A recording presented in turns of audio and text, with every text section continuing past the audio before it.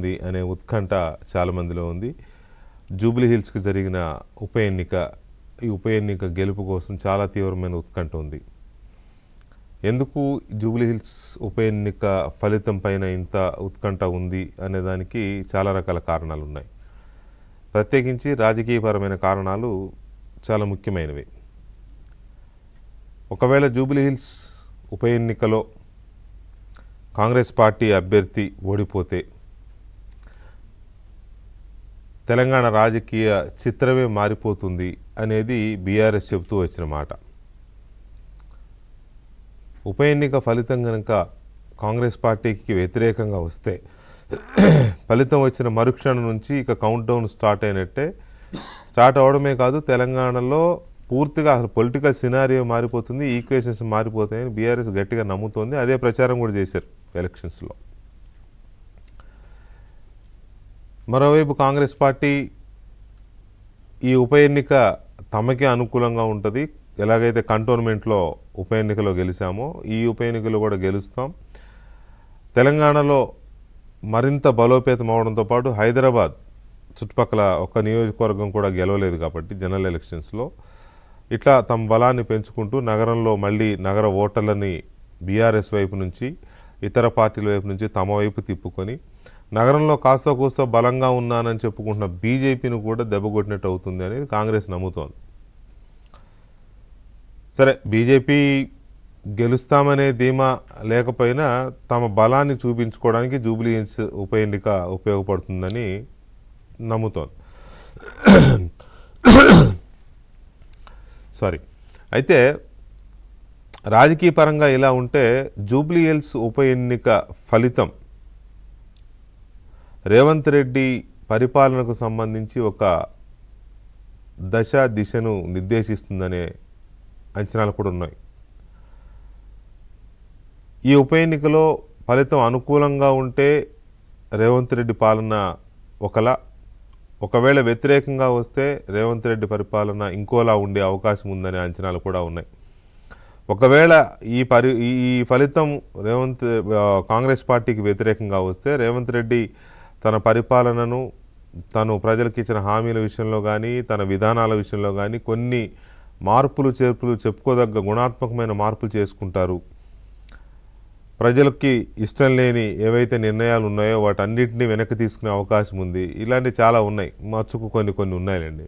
అవి ఫలితం వచ్చే ముందు మనం మాట్లాడుకోవడం కంటే చాలా కీలకమైన నిర్ణయాలు కీలకమైన మార్పులు తీసుకునే అవకాశం ఉందని చెప్పి ఒక అంచనా ఉంది.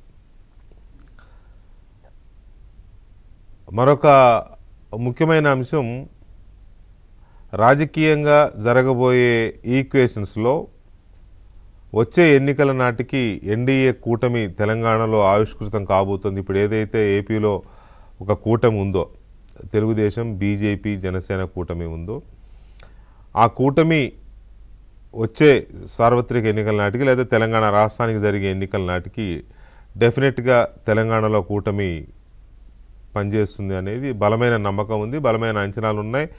ఒక రకంగా చెప్పాలంటే అది బీజేపీకి టీడీపీకి తప్పని పరిస్థితి కూడా. బీజేపీ కూడా తప్పని పరిస్థితి, ఎందుకంటే బలపడుతున్నాను నేను తెలంగాణలో అధికారంలోకి వస్తానని చెప్పుకుంటున్న బీజేపీకి హైదరాబాద్, రంగారెడ్డి, ఖమ్మం లాంటి కీలకమైన జిల్లాల్లో తెలుగుదేశం పార్టీ సపోర్ట్ లేకుండా అధికారంలోకి రావడం అంత ఈజీ కాదు. కాబట్టి వచ్చే ఎన్నికల నాటికి ఎన్డీఏ కూటమి ఖచ్చితంగా ఉంటుందనేది ఒక అంచనా ఉంది. ఒకవేళ ఈ జూబ్లీ హిల్స్ ఉప ఎన్నికలో బీఆర్ఎస్ పార్టీ ఓడిపోతే, ఇప్పటికే బీఆర్ఎస్ పార్టీ తెలంగాణలో కొంచెం ఇబ్బందులు ఎదుర్కొంటోంది. మొన్న పార్లమెంట్ ఎలక్షన్స్లో ఒక్క సీటు గెలవలేకపోయింది, ఎమ్మెల్సీ ఎన్నికల్లో పోటీయే పెట్టలేకపోయింది. సో ఈ సిచ్యువేషన్లో వచ్చే ఎన్నికల నాటికి బీఆర్ఎస్ కూడా ఎన్డీఏ కూటమిలో చేరుతుంది అనే అంచనాలు లేకపోలేదు. బీజేపీ టీడీపీ జనసేనతో పాటు బీఆర్ఎస్ కూడా కూటమిలో ఉంటుంది అనే అంచనాలు ఉన్నాయి. సరే, ఉంటుందా ఉండదా అప్పటి ఈక్వేషన్, కానీ రాజకీయ విశ్లేషకుల అంచనాలు. ఈ జూబ్లీ హిల్స్ ఉప ఎన్నిక ఫలితం వీటన్నిటినీ ఒక కొలిక్కి తెస్తుంది. ఒక ఇప్పటి వరకు ఆలోచనల రూపంలో ఉన్న వాటిని క్రియాత్మకంగా మార్చే అవకాశం ఉంది అనేది ఒక అంచనా ఉంది. వీటితో పాటు ప్రత్యేకించి ఉప ఎన్నిక ఫలితం మీద రేవంత్ రెడ్డి భవిష్యత్తు ఆధారపడి ఉంటుందని కూడా బీఆర్ఎస్ పార్టీ ప్రచారం చేస్తోంది. ఒకవేళ ఇక్కడ కాంగ్రెస్ పార్టీ ఓడిపోతే రేవంత్ రెడ్డి పదవి ఊడిపోతుందని కేటీఆర్ లాంటి నాయకులు పదే పదే ప్రచారం చేశారు.